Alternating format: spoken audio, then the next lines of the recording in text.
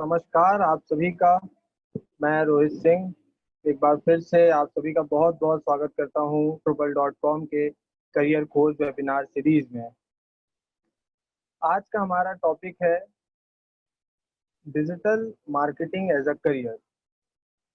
Digital marketing as a career. हम digital era में जी रहे हैं, हम सब कुछ डिजिटल कर रहे हैं। ये वेबिनार भी एक डिजिटल प्लेटफॉर्म पर हो रहा है। हमारा सुबह उठने से लेकर रात को सोने तक सब कुछ कहीं ना कहीं डिजिटल रूप से हम बंधे हुए हैं। और इस टॉपिक पे बात करना मुझे लगता है काफी इंटरेस्टिंग होने वाला है और बहुत कुछ नया जानने को, समझने को, पेचीदा चीजें जानने समझने को आज मिलेंगी। इस विषय पे बात करने के लिए हमारे साथ पिछले लंबे समय से डिजिटल मार्केटर के रूप में काम कर रहे हैं और मौजूदा समय में PR24x7 के साथ as a digital head company के लिए काम कर रहे मिस्टर पवन त्रिपाठी सर हमारे साथ आज मौजूद हैं गेस्ट के रूप में। पवन सर, मैं आपका बहुत बहुत स्वागत करता हूँ Drupal.com के करियर खोज वेबिनार सीरीज में। Thank you very much Rohit sir और थैंक यू Drupal.com कि इस टाइप के सेशन आप लोग ऑर्गेनाइज कर रहे हैं स्टूडेंट्स के लिए, और बहुत बहुत धन्यवाद मुझे इनवाइट करने के लिए। बिल्कुल। तो सर, हम सेशन की शुरुआत, जैसा कि आज का टॉपिक है digital marketing as a career, तो डिजिटल, हम जब भी डिजिटल आता है वर्ड तो हम मोबाइल इंटरनेट की दुनिया में खो जाते हैं कि कहीं ना कहीं ये मोबाइल इंटरनेट से रिलेटेड चीज है। और मार्केटिंग की बात आती है तो हम डिजिटल मार्केटिंग मतलब मोबाइल इंटरनेट से जो मार्केटिंग करते हैं, लेमन भाषा में हम आम आदमी ये समझते हैं। लेकिन मैं टेक्निकली आपसे जानना चाहूंगा कि क्या है डिजिटल मार्केटिंग, क्या है और किस तरीके से ये करियर का एक बेहतर ऑप्शन बनता है। बिल्कुल सर, तो बहुत ही सही क्वेश्चन है सर आपका कि डिजिटल मार्केटिंग। तो मैं डिजिटल मार्केटिंग को इंट्रोड्यूस करने से पहले, डेफिनेशन बताने से पहले थोड़ा हम बैक में चलते हैं जी कि इंडिया में इंटरनेट की शुरुआत कैसे हुई, कैसे इंटरनेट पेनिट्रेट किया, और फिर हम डिजिटल मार्केटिंग पे आएंगे। बिल्कुल क्योंकि सर। मार्केटिंग और का जो मतलब सही वहीं से पता चलेगा। तो मैं बिल्कुल। इसके लिए एक प्रेजेंटेशन रेडी किया है मैंने, तो छोटा सा प्रेजेंटेशन भी मैं स्क्रीन पे शेयर करूंगा। आप लोग लाइन पे रहिएगा। वाह, ये बहुत अच्छी बात है। मैं आप सभी को बता दूं कि ऐसे बहुत कम सेशन अभी तक हमने देखे जहाँ पे प्रेजेंटेशन के तौर पे आपको समझाया जा रहा है। तो पवन सर ने ये एक्स्ट्रा मेहनत हम लोगों के सामने पेश करी है। आपका बहुत बहुत धन्यवाद सर। जी सर। बिल्कुल सर। सो सर, यहाँ पे प्रेजेंटेशन स्लाइड आप लोगों को शो हो रही होगी। जिनको शो हो रही है वो अपने कमेंट सेक्शन में बता सकते हैं यस कि ये शो हो रहा है आप लोगों को स्क्रीन। कमेंट सेक्शन में, चैट सेक्शन में आप लोग बता सकते हैं। राइट। इसमें हमने बात की है number of internet users in India 2015 से लेके 2020 तक। और यही सेम स्लाइड हमें बता रही है कि इंडिया में इंटरनेट का पेनिट्रेशन कैसे हुआ, इंटरनेट की शुरुआत कैसे हुई इंडिया में। तो यहाँ पे मैं थोड़ा बैक चलता हूँ, 2006 की बात करता हूँ, जब इंडिया में सिर्फ 40 मिलियन इंटरनेट यूजर्स थे। हमारे पास जो डेटा था वो आई थिंक 2G भी नहीं था उस टाइम, और बहुत ही कम लोग यूज कर रहे थे। इंडिया की पॉपुलेशन देखी जाए तो 125 करोड़ भारतीयों का देश है, और 40 मिलियन यूजर मतलब कि 4 करोड़ लोग थे जो इंटरनेट से जुड़े हुए थे। 2006 की बात कर रहे हैं। धीमे धीमे इंटरनेट के बारे में लोगों को जानना स्टार्ट हुआ। 2010 में इंटरनेट यूजर्स जो थे वो 100 मिलियन यानी कि 10 करोड़ लोग थे जो इंटरनेट का इस्तेमाल कर रहे थे। बहुत ही कम संख्या थी जो लोग इंटरनेट का इस्तेमाल कर रहे थे। धीमे धीमे टेक्नोलॉजी एडवांसमेंट हुआ, जियो के आने से 3G आया, 4G आया, और लोग इंटरनेट का इस्तेमाल करना स्टार्ट हो गए। राइट। अब हम बात करते हैं इंटरनेट मार्केटिंग की। राइट। तो क्या था कि जैसे कि हम बात करते हैं, जैसे हम कभी घूमने जाते हैं या हम ड्राइव कर रहे हैं, जब हम रोड पे निकलते हैं तो रोड पे हमें ट्रैफिक दिखाई देता है, हम सिग्नल्स पे रुकते हैं, और जहाँ पे हम रुकते हैं वहाँ आप देखते होंगे आपको अक्सर होर्डिंग्स या बोर्ड्स दिखते हैं। आप रुक के, अगर मान लो 60 सेकंड का एक सिग्नल है और जिस पे आप रुके हैं, तो 60 सेकंड आप क्या करते हैं, हमारी एक टेंडेंसी रहती है कि हम आसपास देखते हैं और जो लिखा हुआ था उसको पढ़ते हैं। तो इसीलिए होर्डिंग्स पे जो लिखा होता है, एडवर्टाइजमेंट होता है, उसको हम पढ़ते हैं। लेकिन जैसे इंटरनेट शुरुआत हुआ तो लोगों की अटेंशन इंटरनेट पे स्टार्ट हो गई, कि इंटरनेट पे लोगों ने टाइम स्पेंड करना स्टार्ट हो गया। लोग आर्टिकल पढ़ रहे हैं, ब्लॉग्स, वीडियो देख रहे हैं। तो उसमें क्या हुआ कि आपका इंटरनेट अटेंशन जो है, वो आपका अटेंशन कहाँ हो गया, इंटरनेट पे पहुंच गया। तो हर बिल्कुल। बिजनेस ये चाहता है कि उसका जो कस्टमर है, उसका जो प्रोस्पेक्ट है, उसके अटेंशन को ग्रैब किया जाए। वो किसी भी मीडियम से हो, वो वाले आपके वीडियो के माध्यम से हो, कोई इमेज या ग्राफिक्स के मीडियम से हो, तो वो आपके अटेंशन को इंटरनेट पे कैसे ग्रैब कर सकता है। तो अलग अलग तरीके के जो आप ऐड देखते हैं इंटरनेट पे, वो सारे आपके अटेंशन को ग्रैब करने के लिए। आप सोशल मीडिया पे एडवर्टाइजमेंट देखते हैं, सोशल मीडिया पे पोस्ट देखते हैं, ब्लॉग्स पढ़ते हैं, यूट्यूब के बीच में एड्स देखते हैं, वो सब क्या है आपके अटेंशन। क्योंकि हम इंटरनेट का इस्तेमाल करने लगे हैं, तो बिजनेस के पास अपॉर्चुनिटी है कि वो इंटरनेट का इस्तेमाल करें। और जब आप बिजनेस के लिए, बिजनेस पर्पज के लिए इंटरनेट का इस्तेमाल करते हो, तो वो इंटरनेट मार्केटिंग कहलाता बिल्कुल सही। तो कहीं ना कहीं जब हम बिजनेस पर्पस के लिए इंटरनेट का इस्तेमाल करते हैं तो वो उसे हम इंटरनेट मार्केटिंग या फिर डिजिटल मार्केटिंग का एक नाम देते हैं, राइट सर? है। बिल्कुल सर। बिल्कुल। तो ये डिजिटल मार्केटिंग, अब जैसे कि सर आपने बताया कि इंटरनेट के थ्रू हम जो भी बिजनेस का काम कर रहे हैं कहीं ना कहीं वो मार्केटिंग का पार्ट हो जाता है। लेकिन ये कितने क्षेत्रों में बटा होता है, इसके कौन कौन से एरिया बटे होते हैं? डिजिटल मार्केटिंग के क्या टाइप्स होते हैं, कितने तरीके के टाइप्स होते हैं, या फिर किस तरीके का डिजिटल मार्केटर बना जा सकता है? मैं पूरा ये समझना चाहूंगा और बच्चों को भी समझाना चाहूंगा कि what is the types of digital marketer और digital marketing industry. Right sir. तो सबसे पहले डिजिटल मार्केटिंग अगर फोर एरियाज की बात करें, तो उसमें मुझे स्क्रीन शेयर करने की फिर से जरूरत पड़ेगी, क्योंकि बिल्कुल आप सर। लोगों को दिखना चाहिए, इसमें दिखना बहुत जरूरी है प्रेजेंटेशन में। हम्म। क्योंकि आपको, मैं बात भी कर रहा हूँ साथ में दिखना भी जरूरत है। तो हम नेक्स्ट स्लाइड में मूव करते हैं, इस पे बाद में आएंगे। तो जो इंटरनेट मार्केटिंग की डेफिनेशन की बात हुई थी, तो मेरा एक स्पेसिफिक डेफिनेशन जो मैंने बनाया है, using the potential of internet to leverage value for your brand और बिजनेस। मतलब आप इंटरनेट का इस्तेमाल करके किसी बिजनेस को या किसी ब्रांड को वैल्यू प्रोवाइड कर रहे हैं, वो आपका इंटरनेट मार्केटिंग के अंदर आ जाता है, राइट। बिल्कुल सही। अब हम बात कर रहे हैं उसके अलग अलग एरियाज की। तो हम अगर एरियाज की बात करें, तो जो कोर एरियाज हैं, जिसमें सबसे पहले आपका आता है ब्रांडिंग वाला पार्ट, कि आप ब्रांडिंग से स्टार्ट करते हैं। ब्रांडिंग है, कंटेंट मार्केटिंग है, search engine optimization, social media marketing, email marketing, digital advertising, then mobile marketing और एनालिटिक्स। ये कुछ कोर एरियाज हैं जहां पे अलग अलग जो कोर एरियाज हैं जिनमें लोग स्पेशलाइजेशन करते हैं, और इनके अलग अलग एक्सपर्ट्स अलग अलग, इनमें आप इतना बड़ा ये वास्ट फील्ड है कि इसमें एक एक कोर डोमेन के अंदर आप स्पेशलाइजेशन कर सकते हैं। जैसे एग्जांपल के लिए मैं लेता हूँ कि कंटेंट मार्केटिंग, तो जो भी आप कंटेंट क्रिएट करते हैं अपने बिजनेस से रिलेटेड, उसको किस टाइप से आप डिस्ट्रीब्यूट कर रहे हैं। पहले तो कंटेंट बनाने के लिए क्या रिसर्च आप कर रहे हैं, उसके बाद उसको कैसे, किस किस प्लेटफॉर्म में और किस किस टाइप में पब्लिश कर रहे हैं। कंटेंट के बहुत सारे फॉर्म हो सकते हैं, लाइक ऑडियो कंटेंट भी है, वीडियो कंटेंट भी है, ब्लॉग्स भी हैं, आर्टिकल्स हैं, राइट, इमेज, इन्फोग्राफिक्स, बहुत फॉर्म में कंटेंट है। आप उसको किस मीडियम के थ्रू और किस टाइप से डिस्ट्रीब्यूट कर रहे हैं, वो आपका कंटेंट मार्केटिंग के अंदर आ रहा है। Social right. मीडिया के थ्रू भी हम कंटेंट को डिस्ट्रीब्यूट कर रहे हैं, राइट। दूसरी हम बात करते हैं सर्च इंजन ऑप्टिमाइजेशन की। सर्च इंजन ऑप्टिमाइजेशन बहुत ही जरूरी होता है। मैं आपको एग्जांपल के तौर पे बताता हूँ कि सपोज आपने एक बिजनेस स्टार्ट किया, आपने एक बहुत ही सुंदर वेबसाइट बनाई, लेकिन जब आप गूगल कर रहे हो अपने बिजनेस के बारे में, वो गूगल पे नहीं दिख रही है, क्योंकि हम सर्च इंजन का यूज करते हैं, गूगल एक सर्च इंजन है। हमने कोई कीवर्ड डाला और सर्च किया आपके बारे में, और वो नहीं शो हो रहा है। और आप देखेंगे तो उस पर बहुत मल्टीपल पेजेस होते हैं, कहीं आपका हो सकता है फर्स्ट पेज पे नहीं है तो सेकंड, थर्ड, फोर्थ पेज पे आपको मिल सकता है। मिल सकता तो है, राइट। उस, जब आप गूगल पे सर्च कर रहे हैं और आप चाहते हैं कि आपको इंटरनेट से आपके बिजनेस को हेल्प मिले, या आपके बिजनेस की विजिबिलिटी रहे, तो आपको उसको फर्स्ट पेज पर रैंक कराना पड़ेगा। तो आपकी वेबसाइट की रैंकिंग को इम्प्रूव करना सर्च इंजन के ऊपर, इस प्रोसेस को हम बोलते हैं सर्च इंजन ऑप्टिमाइजेशन। बिल्कुल। तो ये बिजनेस के लिए बहुत जरूरी होता है कि जब आपके बारे में लोग सर्च कर रहे हैं, तो आपका जो पेज है वो टॉप में दिखना चाहिए, आपके फर्स्ट पेज पे आना चाहिए। तो सर इससे कहीं अदरवाइज, ना कहीं ये समझ में आता है कि ये जो टॉप 7 आपने पर्टिकुलर अलग अलग स्ट्रीम्स बताई हैं डिजिटल हम्म, मार्केटिंग के अंदर, तो ये अपने आप में एक बहुत वास्ट एरिया, अपने आप में बहुत स्टडी मटेरियल रहता है इनके खुद के अंदर। अगर कंटेंट मार्केटिंग की हम बात करते हैं तो उसके अंदर बहुत कुछ करने के लिए है, एसईओ के लिए बहुत कुछ करने के लिए है, और ईमेल मार्केटिंग, और ये जो सातों पॉइंट आपने बताए इसके अंदर बहुत कुछ करने का ऑप्शन रहता है। लेकिन मेरा सवाल यहाँ पर एक ये बनता है कि ये स्पेशलाइजेशन किसी एक पर्टिकुलर स्ट्रीम में करें, किसी एक पर्टिकुलर फील्ड में करें, इसका चुनाव कैसे करें? अब जैसे कि कंटेंट मार्केटिंग मेरे लिए बेस्ट बेहतर रहेगा, या फिर मुझे एसईओ में जाना चाहिए, ये मेरे लिए बेहतर रहेगा। मैं मोबाइल मार्केटिंग का हिस्सा बनूं या फिर मैं वेब एनालिटिकल का हिस्सा बनूं, ये चुनाव मैं कैसे करूंगा? या वो चुनाव बच्चा कैसे करेगा कि क्या उसके लिए बेहतर रहेगा इन सातों में से, या फिर ये सातों एक साथ करा जा सकता है, ऐसा भी कुछ है? Right sir. तो ये सवाल बहुत ही अच्छा सवाल है, इस सवाल पे मैं जाऊंगा, लेकिन उसके पहले मैं थोड़ी सी और बात करना चाहूंगा यहाँ पे डिजिटल के बारे में।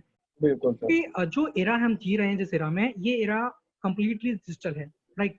डिजिटल इंडस्ट्री में अगर रिवॉल्यूशन की बात होती है तो ये इंडस्ट्रियल रिवॉल्यूशन 4.0 है, जिसको डिजिटल रिवॉल्यूशन भी बोलते हैं। हम्म। तो जो भी व्यक्ति इंटरनेट का इस्तेमाल कर रहा है उसको इंटरनेट की समझ होनी चाहिए, डिजिटल की अंडरस्टैंडिंग होनी चाहिए।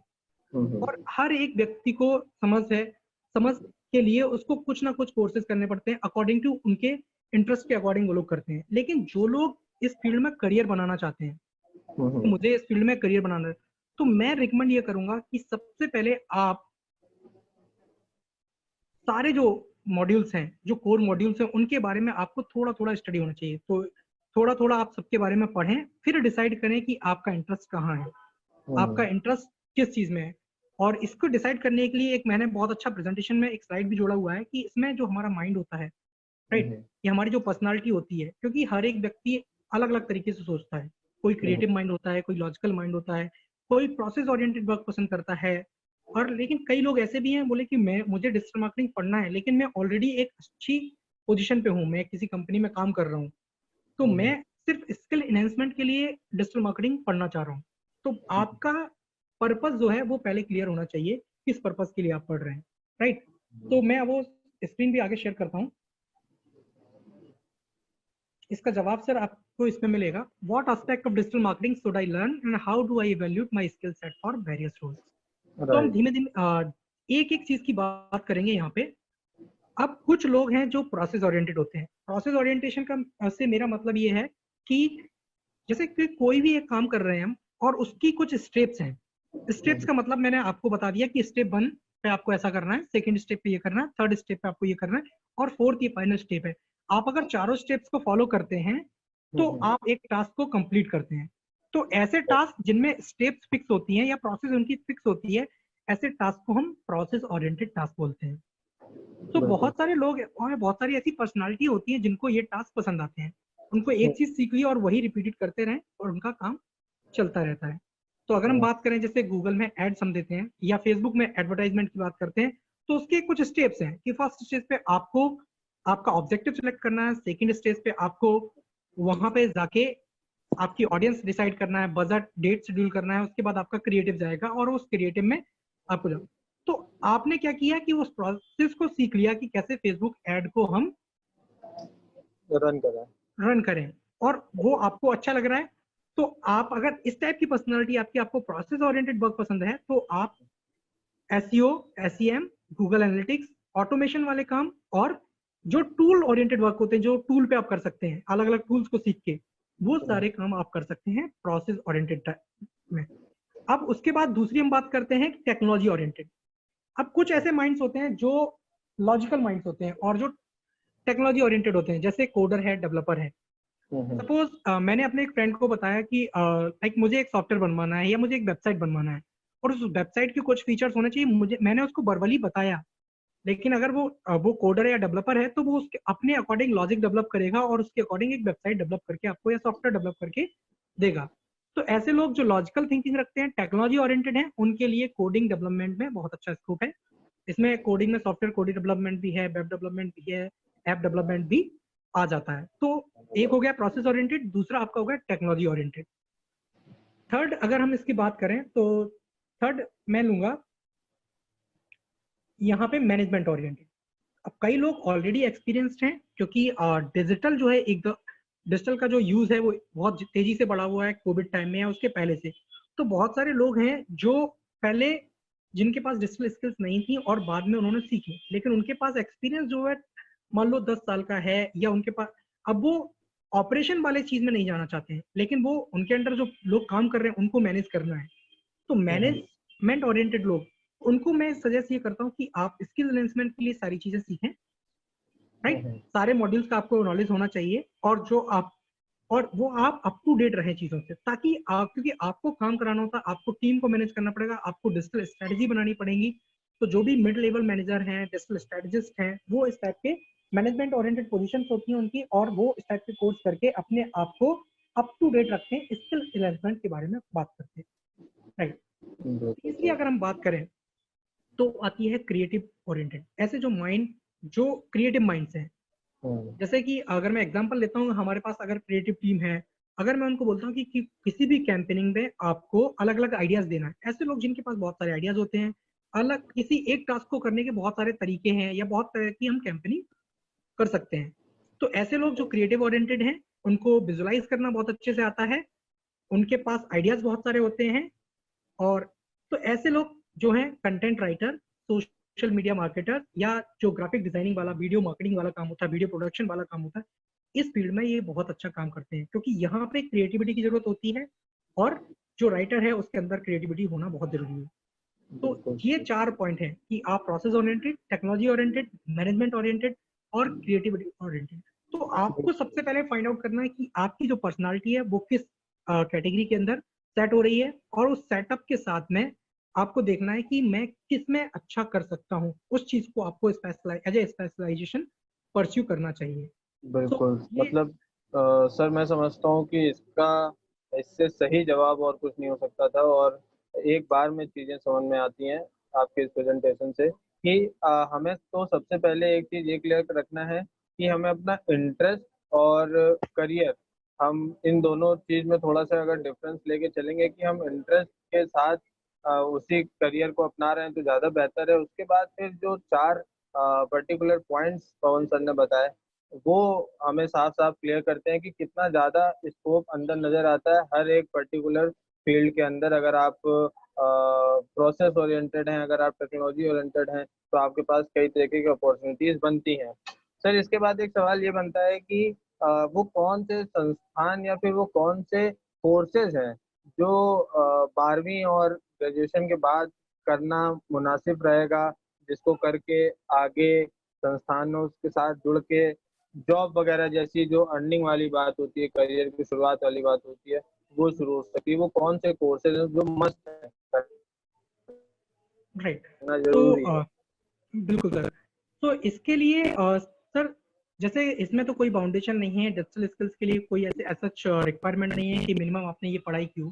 कोई भी व्यक्ति डिजिटल सीख सकता है और उसमें आगे वर्क कर सकता है, राइट। तो अब अगर हम बात करते हैं, जैसे मैं मॉड्यूल्स की बात कर चुका हूँ, एरियाज जो हैं डिजिटल मार्केटिंग के कोर एरियाज की हम बात कर चुके हैं। अब हम बात कर रहे हैं कि कौन से इंस्टीट्यूट हैं, कौन से संस्थान हैं, या कौन से सर्टिफिकेशन कोर्स हैं। हुँ, डिजिटल मार्केटिंग आप कहीं से भी सीख सकते हैं, एज सच कोई मेरा रिकमेंडेशन नहीं है कि आप कौन से इंस्टीट्यूट से करें, जो हुँ, आपके लिए कंफर्टेबल है, जहां पे आप समझे। लेकिन मेरा ये मानना है, पर्सनल सजेशन रहता है कि जिससे भी आप सीख रहे हैं वो व्यक्ति डिजिटल मार्केटिंग ट्रेनर नहीं, प्रैक्टिशनर होना चाहिए, क्योंकि ट्रेनर आपको थ्योरेटिकल नॉलेज दे देगा, प्रैक्टिकल नहीं कराएगा। तो एक ये नया टर्म है डिजिटल मार्केटिंग प्रैक्टिशनर। तो प्रैक्टिशनर वो लोग होते हैं जो जो चीज पढ़ा रहे हैं उनको प्रैक्टिस भी करते हैं, या उन्होंने कुछ प्रैक्टिकल वर्क किया होता है, कैंपेनिंग किया होते हैं, प्रोजेक्ट्स किए होते हैं। तो आप किसी से भी पढ़ सकते हैं, और प्रैक्टिशनर से आप मतलब कि प्रैक्टिस करें इस चीज में, जब भी आप पढ़ रहे हैं और प्रैक्टिस करें।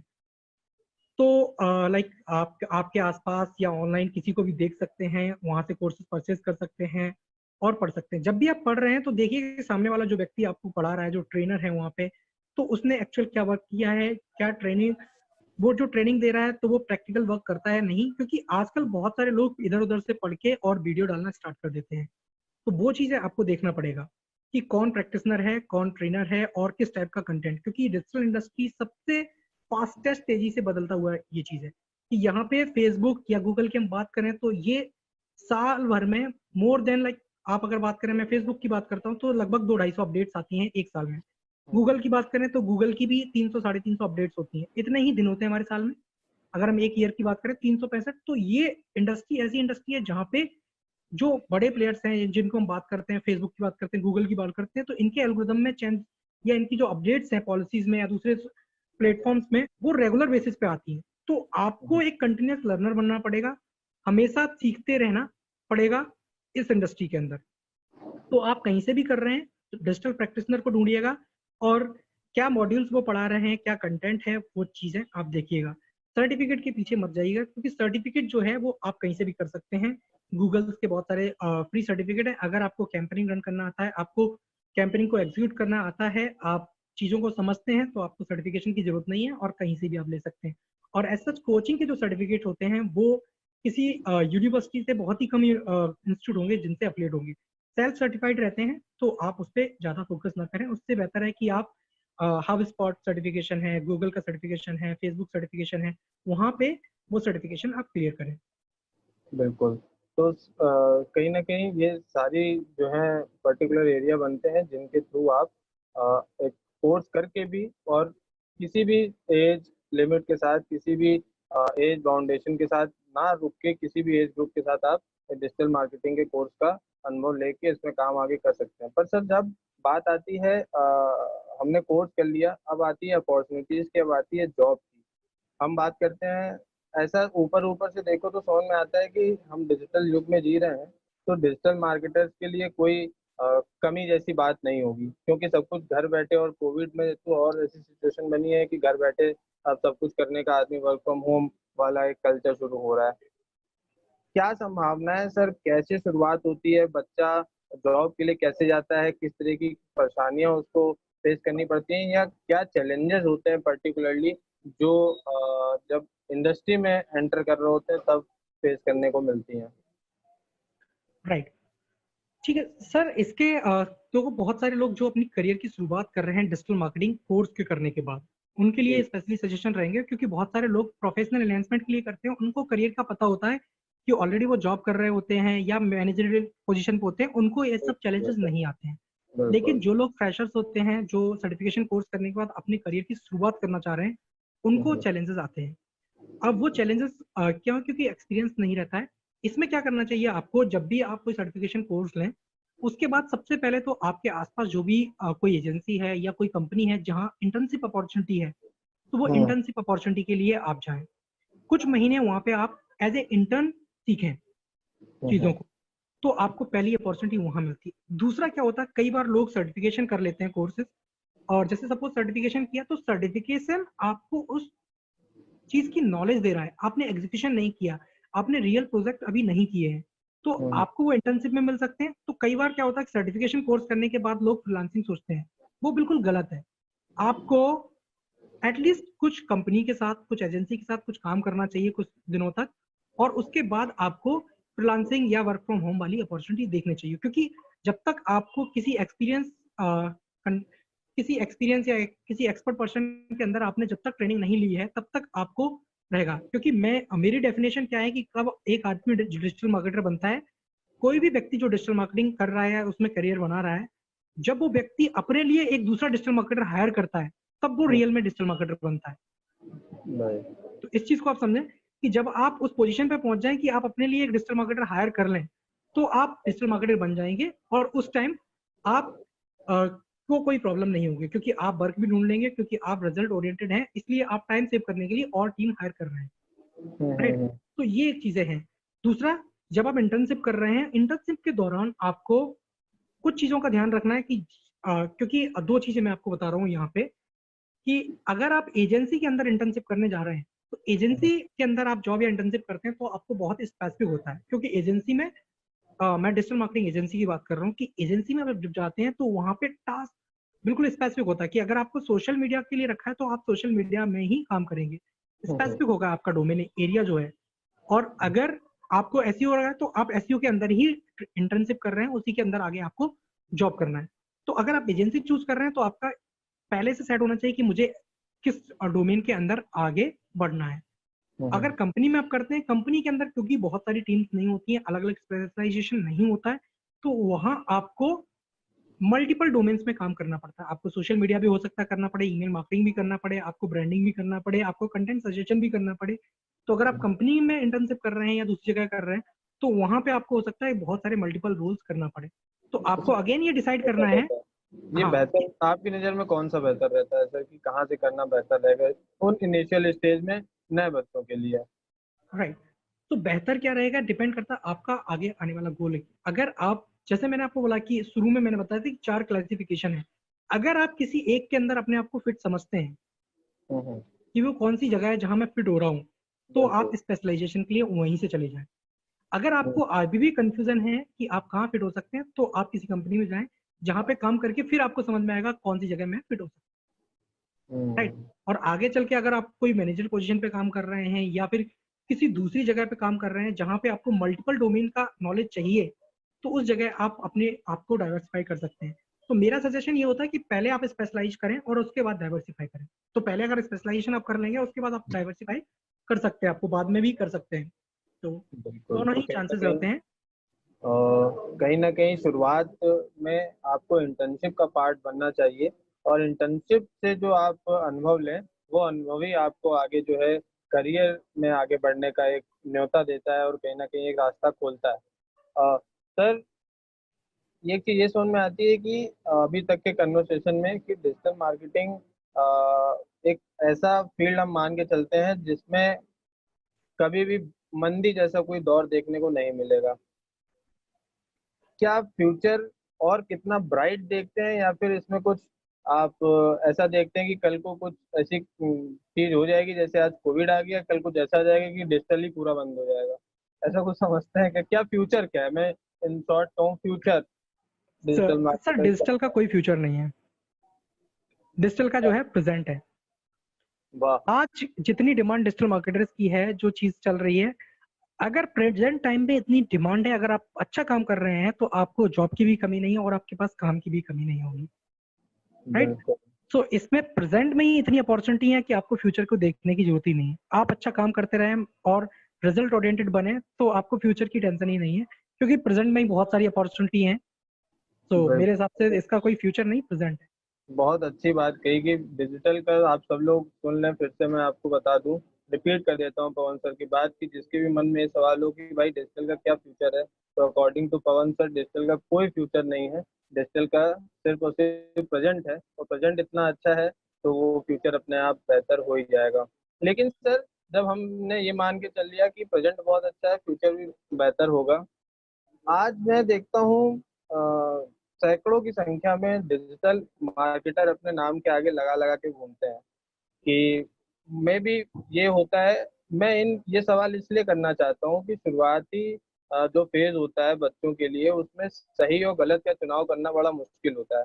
जैसे कि आप इंटर्नशिप की बात करते हैं, जैसे कि आप किसी अनुभवी के अंदर गाइडेंस की बात करते हैं, वो गाइडेंस सही आदमी से हम ले रहे हैं या गलत आदमी से ले रहे हैं, इसका चुनाव करने के लिए क्या किया जा सकता है? कौन सा व्यक्ति हमारे लिए सही है जिससे हम गाइडेंस गाइडेंस ले रहे हैं, कौन सी संस्थान हमारे लिए सही है, ये चुनाव करना। क्योंकि मैं देखता हूँ, और सर मैं थोड़ा सा आपके इस बारे में जानना चाहूंगा, क्या कोई भी सर्टिफिकेशन कोर्स करने के बाद अपने नाम के आगे डिजिटल मार्केटर लगा लेना उचित होता है, या ये चलता है इस फील्ड में? नहीं, सर्टिफिकेशन तो सर बहुत सारे इंस्टीट्यूट, बहुत सारे ऑनलाइन सर्टिफिकेशन अवेलेबल भी हैं और लोग कर भी लेते हैं। लेकिन सर्टिफिकेशन सर्टिफिकेशन ये नहीं बोलता कि आप एक डिजिटल में जो बात कर रहा हूँ वो ये है कि डिजिटल प्रैक्टिशनर बनना, डिजिटल प्रैक्टिशनर बनने के लिए आपको 2 साल देने पड़ेंगे सर्टिफिकेशन होने के बाद। आप कहीं हम्म। से भी कोई कोर्स कर लें, कुछ भी कर लें, उसके बाद आपको वो 2 साल आपको कंटिन्यूस लर्न करना है, कंटिन्यूस प्रैक्टिस करना है। जब तक वो 2 साल आप नहीं निकालते तब तक वो आप रिजल्ट नहीं दे पाएंगे। हम्म। तो वो हम्म। 2 साल का जो टाइम है वो आपको किसी एजेंसी के थ्रू या किसी के एक्सपर्ट के अंडर ही आपको करना चाहिए, ताकि आप उस ले, क्योंकि 2 साल के बाद ही मेरे लिए वो डिजिटल मार्केटर बनता है। और दूसरा डेफिनेशन मैं दे चुका हूँ आपको कि हम्म। जब आप किसी और डिजिटल मार्केटर को हायर कर लोगे तो मीन्स आप एक डिजिटल मार्केटर बन गए हो। भाई। तो ये चीज थोड़ा सा जो जो लोग डिजिटल मार्केटिंग फील्ड में करियर बनाना चाह रहे हैं, तो ये अक्सर देखा गया है कि देखो .com डोमेन खरीदना बहुत सिंपल है, xyzdigital.com, और आप अपने नाम के आगे लिख भी देते हैं कि ये मेरी कंपनी है, मैं यहाँ का सीईओ हूँ। तो उससे कई बार क्या होता है, मैं बहुत सारे लोगों को देखता हूँ, मैं किसी स्पेसिफिक की बात नहीं कर रहा हूँ, कि हम्म। वहां पे जैसे ही आपने काम किया, लेकिन आपने जो बनाया है, आप अपने ही डोमेन को, अपने ही वेबसाइट को उस लेवल तक मार्केट नहीं कर पाते हो, और आप बिजनेस के लिए देखते हो कि मुझे बिजनेस मिल जाए। आपने हम्म। अपने खुद की वेबसाइट का एसईओ नहीं किया होता है फिर, और आप ऐसी सर्विस प्रोवाइड कर रहे होते हैं। तो ये चीज बहुत देखने वाली होती है कि जब भी आप किसी एजेंसी को सिलेक्ट कर रहे हैं, जब भी आप किसी XYZ कंसल्टेंट को सिलेक्ट कर रहे हैं, तो उसने कितना काम किया हुआ है और किस फील्ड में काम किया, उसका काम कितना विजिबल है। और वो चीज अगर आपको नॉलेज नहीं है तो नहीं बता पाएगा, लेकिन ऐसा कोई कंसर्न पर्सन, कोई कंसल्टेंट आपको बता पाएगा कि किससे हमें आगे जाना चाहिए। अगर आपके नजर में कोई आपके रिलेटिव्स में या कहीं ऐसा कोई बंदा है जिसने 1-2 साल इस फील्ड में काम किया है, वो आपको राइट गाइडेंस देगा कि कहाँ से कोर्स करना चाहिए और किस टाइप से आपको आगे बढ़ना चाहिए। एक आगे और सजेशन मेरा ये है कि जब भी जो बच्चे कोर्स कर रहे हैं, राइट, जो भी बच्चे कोर्स करना चाह रहे हैं या कर रहे हैं अभी इस टाइम पे, उनको कोर्स करते टाइम ही अपने खुद के कुछ पर्सनल प्रोजेक्ट स्टार्ट करना चाहिए। जैसे खुद के लिए वेबसाइट है या खुद के लिए एक ब्लॉग है, क्योंकि आप जब सीख रहे हैं, आपकी जो सीखने की जर्नी है, क्योंकि आप जब इंटर्नशिप करेंगे या जॉब करेंगे तो वहां आप कहीं ना कहीं बाउंड रहेंगे, लेकिन आप जो खुद से सीखना चाहते हैं, एक्सपेरिमेंट करना चाहते हैं, उसके लिए आप अपने खुद के एक पोर्टल बनाइए। ब्लॉग, अगर आपको ब्लॉगिंग पसंद है तो कंटेंट डालिएगा, उसको एसईओ कीजिएगा, उसको रैंक कराइए, उस पर ट्रैफिक लेके आइएगा।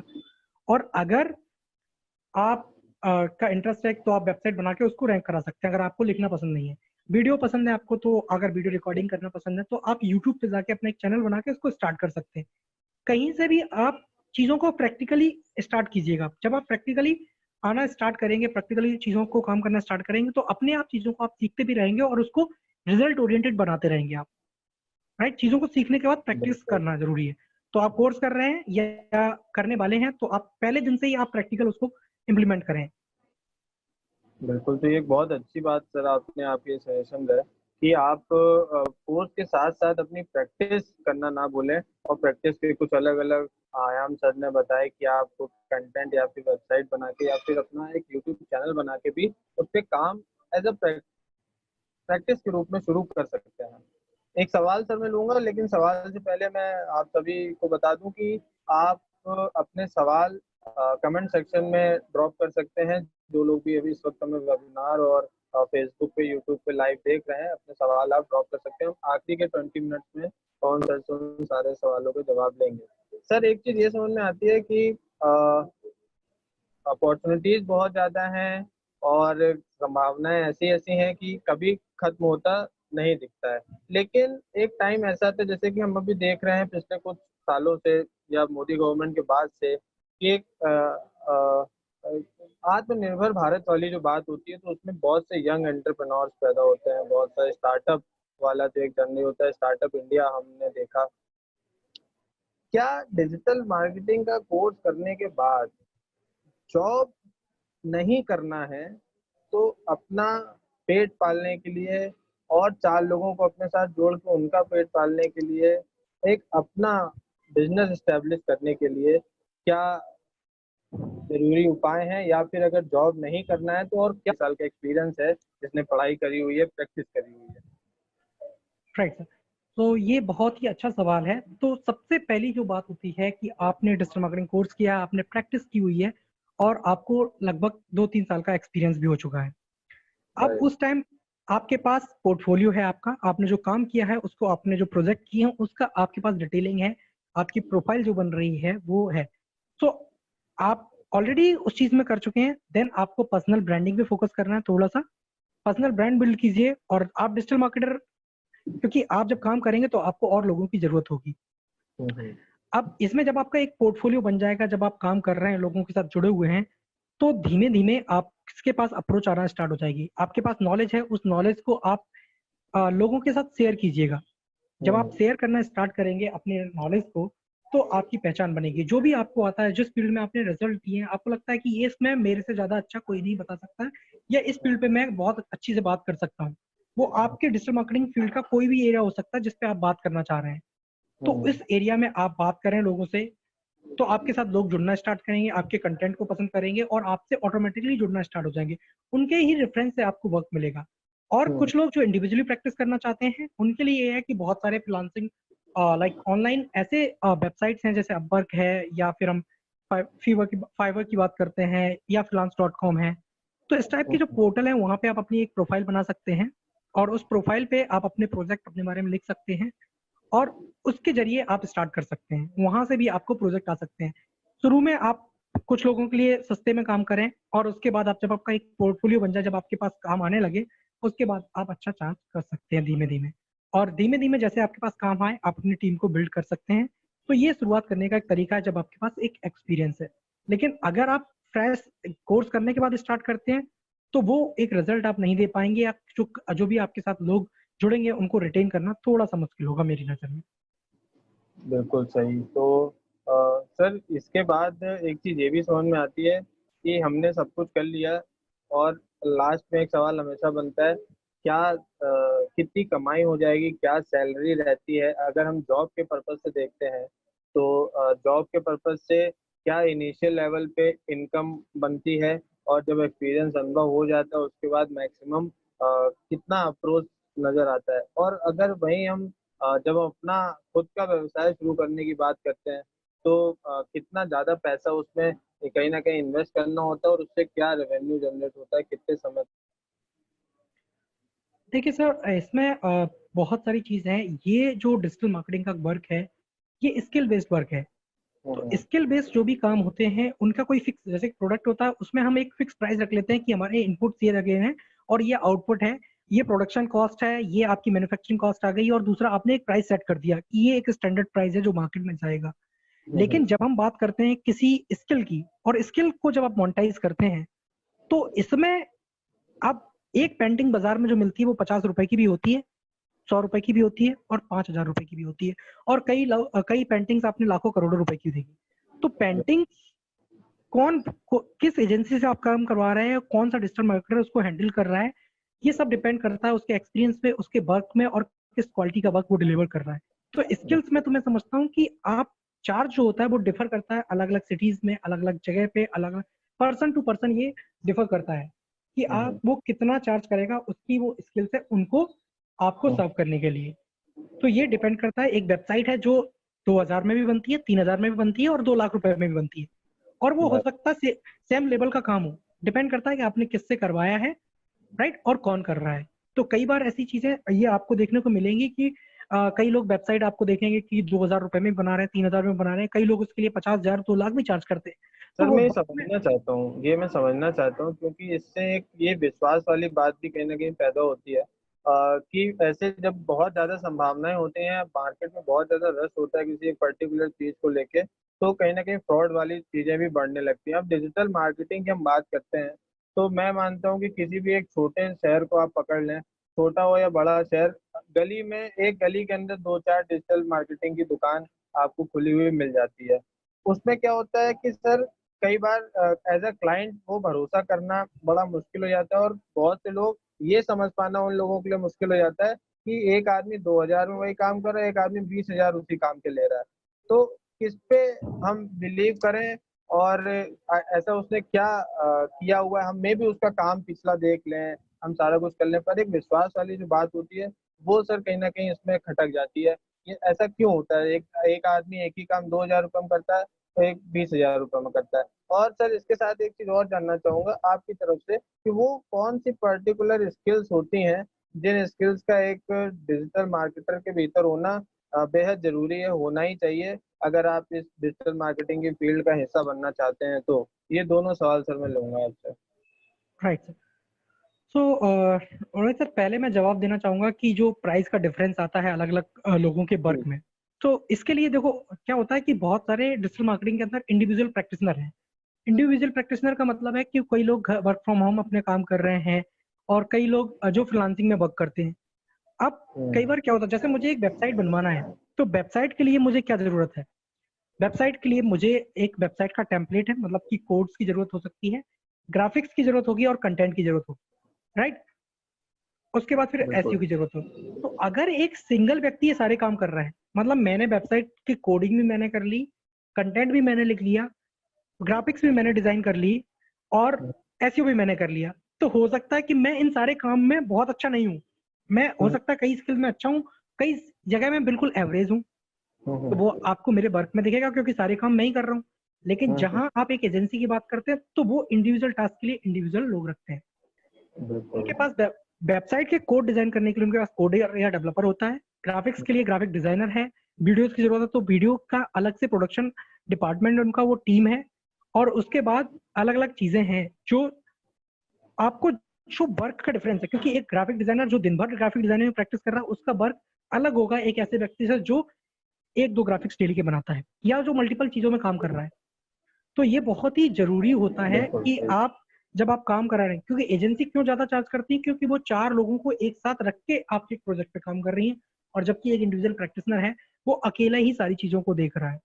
तो आपके बजट पे डिपेंड करता है और क्वालिटी पे डिपेंड करता है किस क्वालिटी का आप काम चाह रहे हैं और कितना बड़ा आपका प्रोजेक्ट है, तो वो उस हिसाब से आप प्लान कर सकते हो, राइट। मैं ऐसा नहीं बोल रहा हूँ कि इंडिविजुअल प्रैक्टिशनर हैं वो अच्छा काम नहीं करते हैं, अच्छा काम कर सकते हैं, नो डाउट उसमें, और कर ही रहे हैं वो बहुत सारे लोग, लेकिन क्योंकि सब चीज में आप बहुत अच्छे नहीं हो सकते। किसी एक एरिया में आप बहुत अच्छा कर रहे होंगे, किसी एक एरिया में हो सकता है आपका वीक हो सकता है आप कुछ चीजों को आउटसोर्स कर रहे हैं, आपके पास कोई काम आया, आपने ग्राफिक्स का काम किसी को और को दे दिया, तो ये सारी चीजें जो हैं वहां पे आपको कॉस्टिंग में डिफरेंस आ सकता है।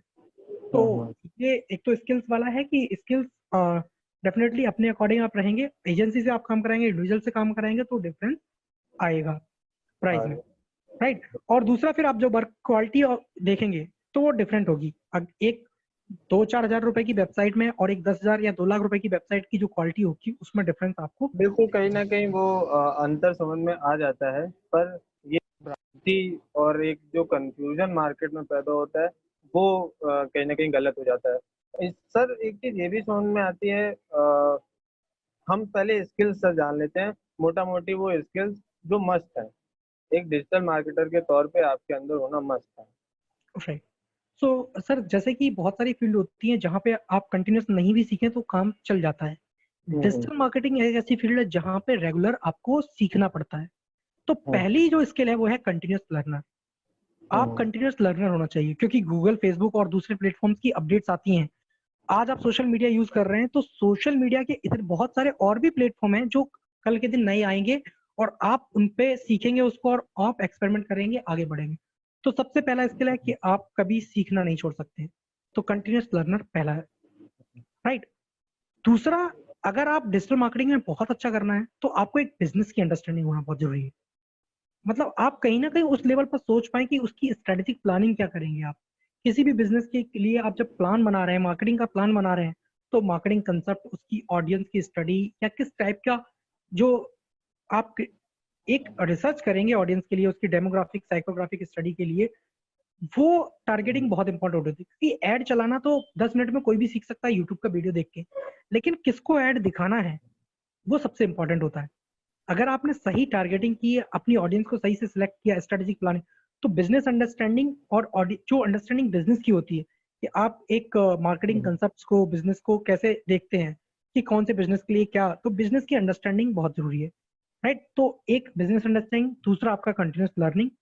तीसरी अगर स्किल की बात करें तो आपके पास, राइट, तीसरी स्किल की अगर हम बात करें तो यहाँ पे तीसरा स्किल जो आता है वो आता है कि आप भले ही बहुत अच्छा कंटेंट बना नहीं पाते हो, लेकिन आपको बहुत अच्छे कंटेंट की अंडरस्टैंडिंग होनी चाहिए कि अच्छा कंटेंट क्या है। आपको ग्राफिक डिजाइनिंग बहुत अच्छी नहीं आती, लेकिन वो आपके अंदर सेंस होना चाहिए कि कौन सा ग्राफिक डिजाइन अच्छा है। तो ये ब्रांडिंग के सेंस में आपके अंदर होना चाहिए, राइट। बिल्कुल उसके बाद बिल्कुल। कम्युनिकेशन, राइटिंग स्किल्स, तो ये स्किल्स तो हर जगह ही काम आती हैं, ये कुछ बट बेसिक स्किल्स हैं जो शायद हर जगह ही काम आती हैं, लेकिन कंटिन्यूअस लर्निंग वाला जो एक पार्ट है एक डिजिटल मार्केटर के लिए बहुत ज़्यादा ज़रूरी है। बिजनेस का कहीं ना कहीं एक अंडरस्टैंडिंग जो है वो वाला पार्ट बहुत ज़रूरी है, और कंटेंट की अंडरस्टैंडिंग, इमेजेस की, ग्राफिक्स की अंडरस्टैंडिंग का जो एक पार्ट है वो बहुत इंपॉर्टेंट है। और तो आपको कहीं ना कहीं इन छोटी छोटी चीज़ों पे काम करने की ज़रूरत है। हम एक एक करके सवाल लेंगे, मैं चाहता हूँ कि आप अपने सवाल फटाफट कमेंट सेक्शन में ड्रॉप करें। वेबिनार के सवाल लेने से पहले सर मैं एक अपना पर्सनल सवाल आपसे करना चाहूँगा जी कि सर। हम देखते हैं, आपने जैसे कि बताया कि आपके पास कई तरीके के स्ट्रीम बन जाते हैं जहाँ पर आप जा सकते हैं, काम कर सकते हैं, उसमें आगे जब बढ़ सकते हैं। लेकिन जब मैं एक जैसा कि हमने अभी बात की, जो आदमी 2,000 रुपये में काम करता है, जो आदमी 20,000 रुपये में काम करता है, एक ही चीज, तो हम अपने आप को मल्टी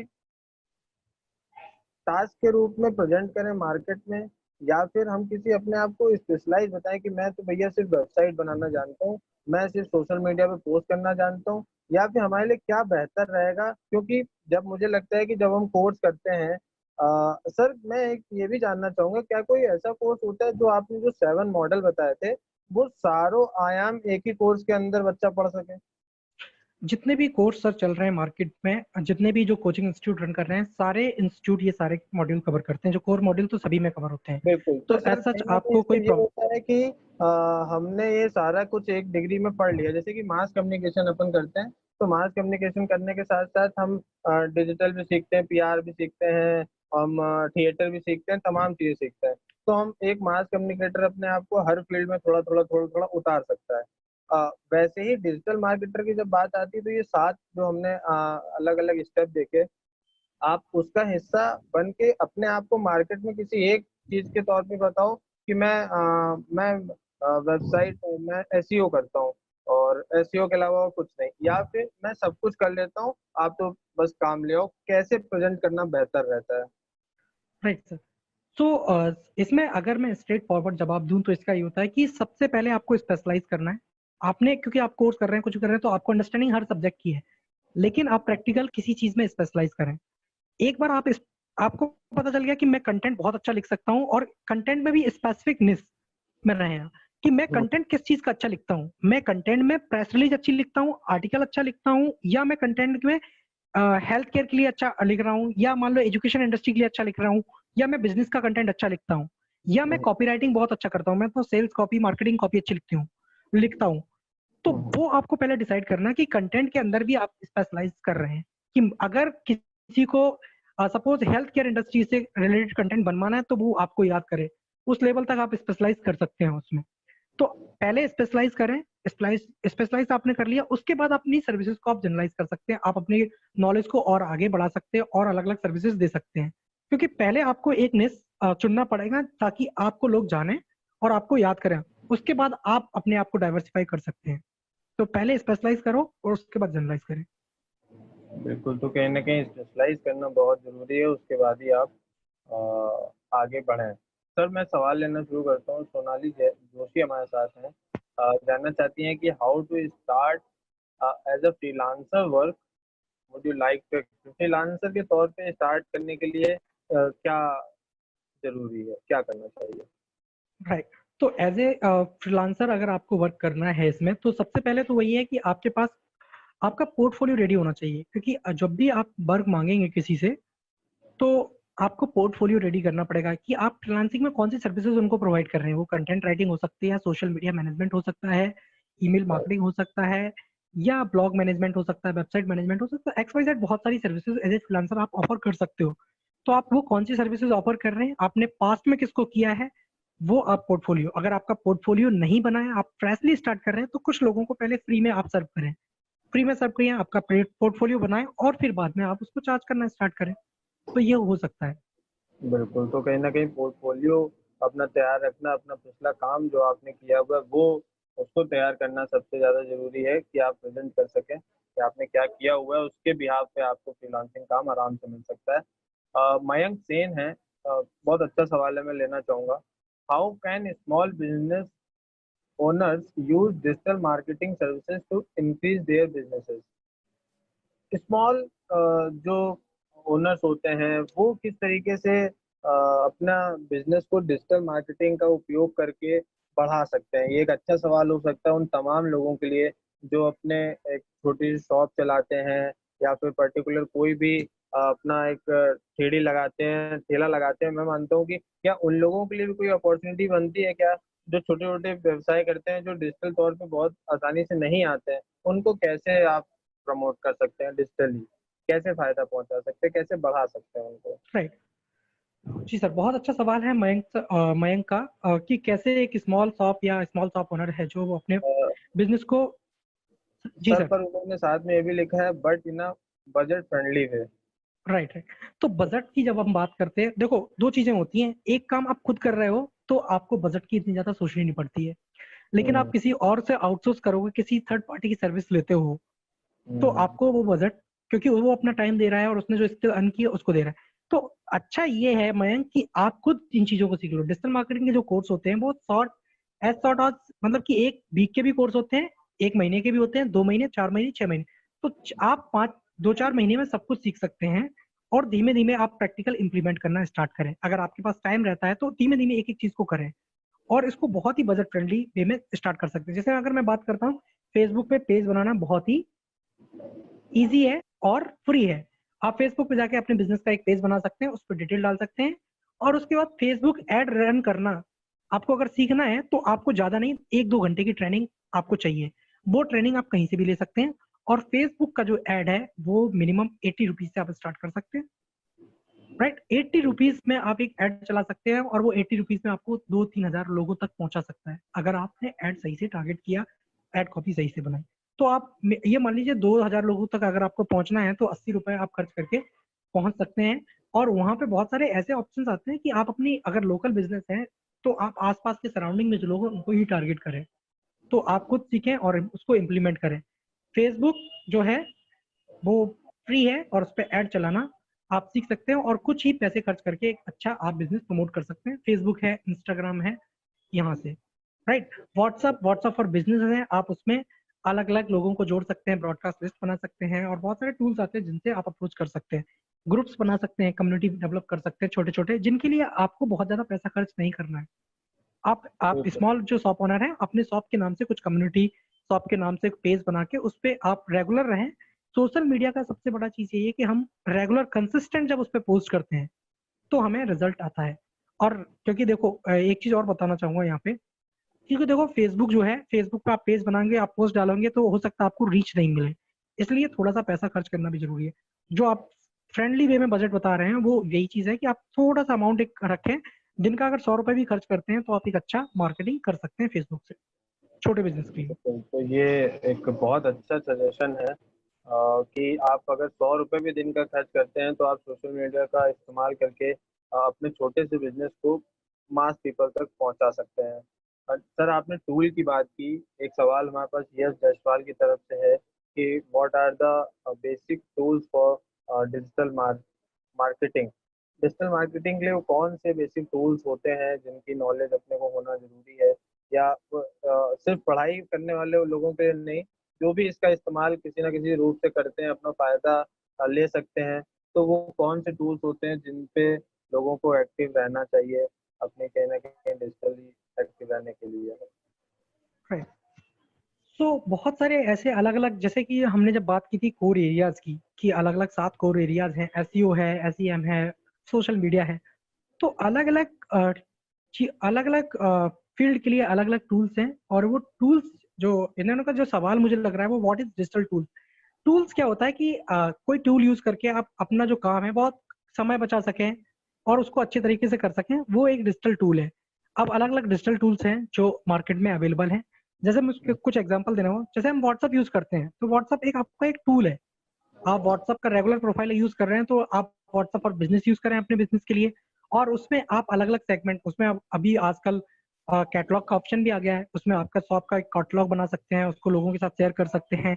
बिजनेस के बहुत सारे ऐसे फीचर्स हैं जो आप उसमें यूज कर सकते हैं, तो वो भी एक डिजिटल मार्केटिंग का टूल है।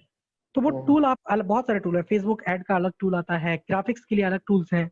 तो ग्राफिक्स के लिए अगर आप बात करें तो कैनवा एक काफी पॉपुलर टूल है जो आप बेसिक ग्राफिक्स बनाने के लिए यूज कर सकते हैं, जिसमें आपको ऐसा कोई ज्यादा ग्राफिक डिजाइनिंग की नॉलेज की जरूरत भी नहीं होती है। तो बहुत सारे टूल हैं। टूल सिर्फ क्या करते हैं, आपके समय को बचाएंगे और आपको एक अच्छा रिजल्ट देंगे। तो टूल बहुत सारे हो सकते हैं। तो आप स्पेसिफिक किस टूल की बात कर रहे हैं वो अलग एक हो सकता है। तो उसके लिए आप मुझे फॉलो कीजिए, कभी ना कभी मैं पोस्ट करूंगा कि कौन कौन से टूल हैं।